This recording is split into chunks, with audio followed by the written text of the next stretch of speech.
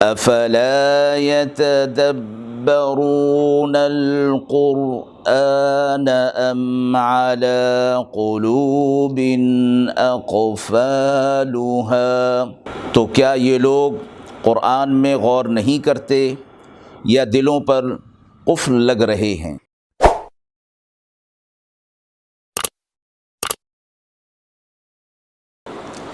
بسم اللہ الرحمن الرحیم۔ السلام علیکم ورحمۃ اللہ وبرکاتہ۔ ناظرین کرام، درس قرآن مجید کے آج کے اس پروگرام میں ہم سورۃ النساء کی آیت نمبر 138 تا 141 کا ترجمہ اور تفسیر آپ حضرات کی خدمت میں پیش کر رہے ہیں۔ اعوذ باللہ من الشیطان الرجیم، بسم اللہ الرحمن الرحیم۔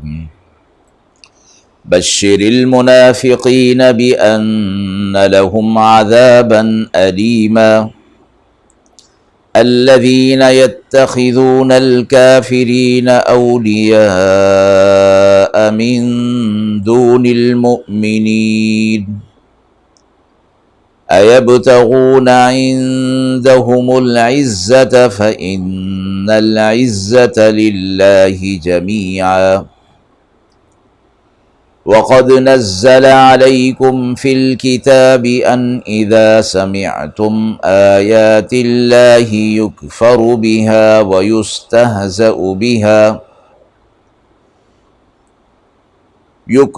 بِهَا ويستهزأ بها فلا تقعدوا معهم حتى يخوضوا في حديث غيره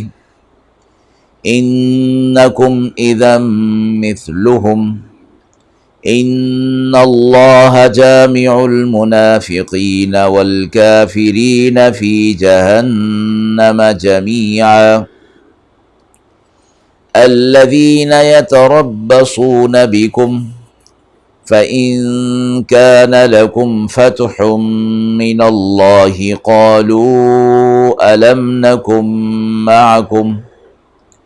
وإن كان للكافرين نصيب قالوا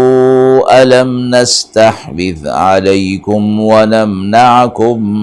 من المؤمنين فاللہ یحکم بینکم یوم القیامہ ولن یجعل اللہ للکافرین علی المؤمنین سبیلا۔ آیت مبارکہ کا ترجمہ ملاحظہ فرما لیں۔ خوشخبری سنا دیجئے منافقوں کو کہ ان کے لیے دردناک عذاب ہے، وہ جو بناتے ہیں کافروں کو اپنا دوست مسلمانوں کو چھوڑ کر۔ کیا ڈھونڈتے ہیں ان کے پاس عزت؟ سو عزت تو ساری کی ساری اللہ کے پاس ہے، اور حکم اتار چکا تم پر قرآن میں کہ جب سنو اللہ کی آیتوں پر انکار ہوتے ہوئے اور ہنسی ہوتے ہوئے تو نہ بیٹھو ان کے ساتھ یہاں تک کہ وہ مشغول ہو جائیں کسی دوسری بات میں، نہیں تو تم بھی انہی جیسے ہو گئے۔ اللہ انہیں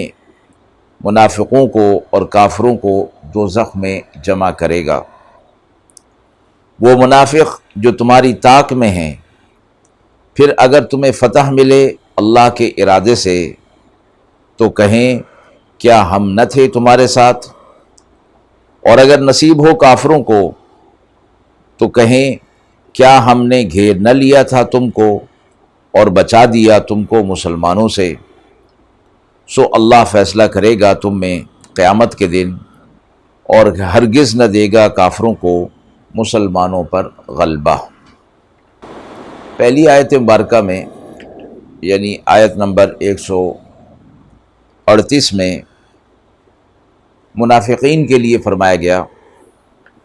کہ ان کے لیے آخرت میں دردناک عذاب ہے، اور تعبیر اس کی یہ کی گئی کہ ان کو بشارت کے لفظ سے فرمایا گیا کہ ان کو آپ بشارت دیجیے۔ بشارت خوشخبری کے معنی میں کسی اچھے کام کے لیے ہوا کرتی ہے۔ یہاں دردناک عذاب کے لیے بشارت کا مطلب مفسرین نے فرمایا چونکہ ہر آدمی جو کام کر رہا ہوتا ہے وہ اس کا اچھا نتیجہ چاہتا ہے، اور یہ منافق اور مشرک جس کام میں لگے ہوئے ہیں وہ سمجھتے ہیں کہ ہم اچھا کام کر رہے ہیں اور اس کے اچھے نتائج نکلیں گے۔ جیسے کہ کہا جاتا ہے کہ اب اپنے انجام کو پہنچو یا اپنے کیے کا مزہ چکھو، یہ اسی انداز میں اس کو فرمایا گیا کہ ان کے لیے وہ جو کام منافقوں والا مشرکوں والا کر رہے تھے وہ سمجھ رہے تھے کہ ہم بہت اچھا کام کر رہے ہیں، تو یہ ان کے لیے بشارت یہی ہے، یعنی آخرت کا دردناک عذاب۔ اگلی آیت میں یہ فرمایا گیا کہ کفار اور مشرکین کے ساتھ دوستانہ تعلقات رکھنے اور ان کے ساتھ گھل مل جانے کی ممانعت فرمائی جا رہی ہے، اور وجہ اس کی یہ فرمائی گئی کہ تمہارا ان کے ساتھ ملنا جلنا اور دنیاوی لحاظ سے ان کی قوت اور طاقت اور عزت کا نظر آنا یہ اس وجہ سے ہے کہ تم شاید یہ سمجھتے ہو کہ ان کے ساتھ اگر مل گئے تو انہی جیسی قوت اور غلبہ تمہیں بھی حاصل ہو جائے گا۔ تو اللہ نے فرمایا کہ یہ بات تو ہرگز نہیں ہے،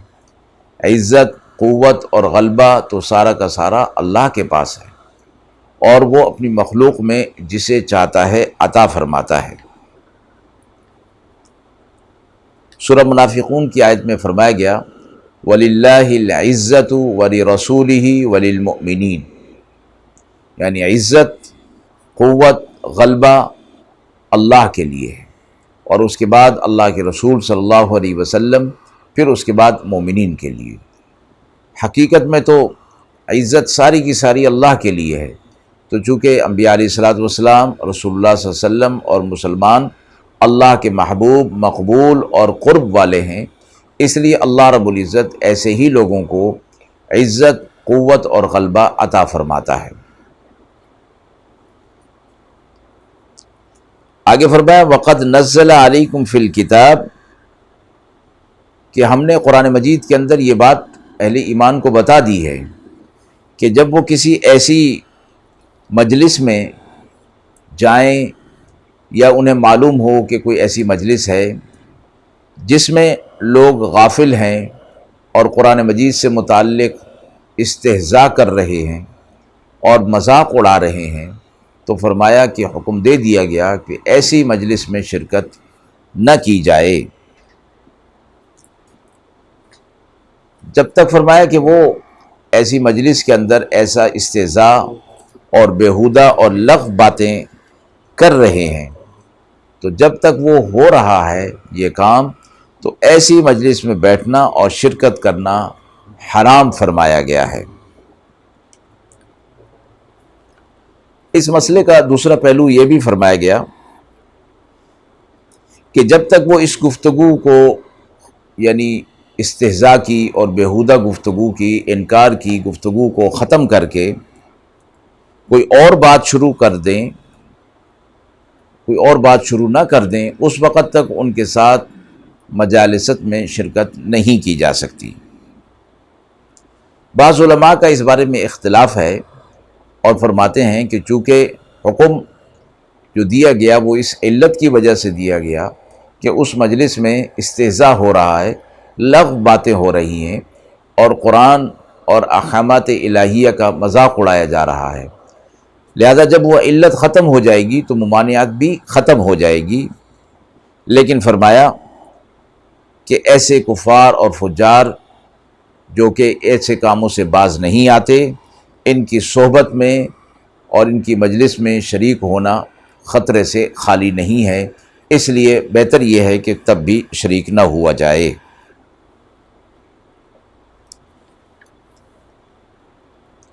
آخر آیت میں فرمایا کہ اگر تم ایسا کرو گے انکم اذم مثلہم، تو تم بھی پھر انہی کے جیسے ہو جاؤ گے، یعنی جب وہ اپنی مجلس میں اللہ کی آیات کا انکار، لغو باتیں، استہزاء، مذاق اڑانا ہو رہا ہے اور تم بھی اس کے اندر شریک ہو رہے ہو، تو تم بھی انہی جیسے ہو گئے۔ مراد یہ ہے کہ خدا نخواستہ تمہارے جذبات اور خیالات تو ایسے نہیں ہیں کہ تم ان کی کفریات کو پسند کرتے ہو، لیکن ان کے ساتھ بیٹھنے سے، صحبت اختیار کرنے سے ان کا اثر تمہارے اوپر آئے گا، اور اگر یہ نہ بھی ہو تب بھی تمہارا ان کے ساتھ بیٹھنا، ان کی مجلس میں شریک ہونا، گویا ان کی خیالات سے متفق ہونا ہے، اور ان کے ایسے کاموں کے اندر معاونت کرنا ہے، اور ان کے ان کاموں کو پسند کرنا ہے۔ اور جو حکم دیا گیا کہ ایسی مجلس میں شرکت نہ کی جائے، تو اس سے مراد یہ ہوگی کہ وہ آدمی ایسی مجلس کو اور اس مجلس میں ہونے والی باتوں کو پسند نہیں کرتا، اس لیے اس میں شرکت نہیں کرتا، اس لیے اٹھ کر وہاں سے چلا جاتا ہے۔ تو فرمایا گیا کہ پھر یہ ان کے ساتھ ان کے معاملات کے اندر اتفاق بھی نہیں، اور ان کے ساتھ ان کی بری باتوں کے اندر تعاون بھی نہیں ہوگا۔ تو اس لیے فرمایا کہ اگر تم ان کے ساتھ ہو گئے تو پھر معاذ اللہ تم بھی انہی کے جیسے ہو جاؤ گے، لہٰذا منع فرما دیا گیا کہ ان کے ساتھ نہ بیٹھا جائے۔ آخر آیت میں فرمایا گیا کہ جب مسلمانوں کو اللہ کی طرف سے کوئی فتح مل جاتی ہے تو یہ منافق کہتے ہیں کہ یہ ہماری وجہ سے ہوئی، یعنی ہم مسلمانوں کے ساتھ تعاون کر رہے تھے، ان کے ساتھ مل گئے تھے، اور جب مسلمانوں کو اللہ کی طرف سے کوئی وقتی طور پر شکست ہو جاتی ہے تو پھر یہ منافقین کے ساتھ مل جاتے ہیں اور ان کو کہتے ہیں، مشرکین سے کہتے ہیں کہ ہم نے تمہیں مسلمانوں سے بچا لیا ہے، اور فرمایا قیامت کے دن اللہ رب العزت ان کے درمیان فیصلہ کر دے گا۔ اور رہی یہ بات کہ دنیا کے اندر اہل کفار کو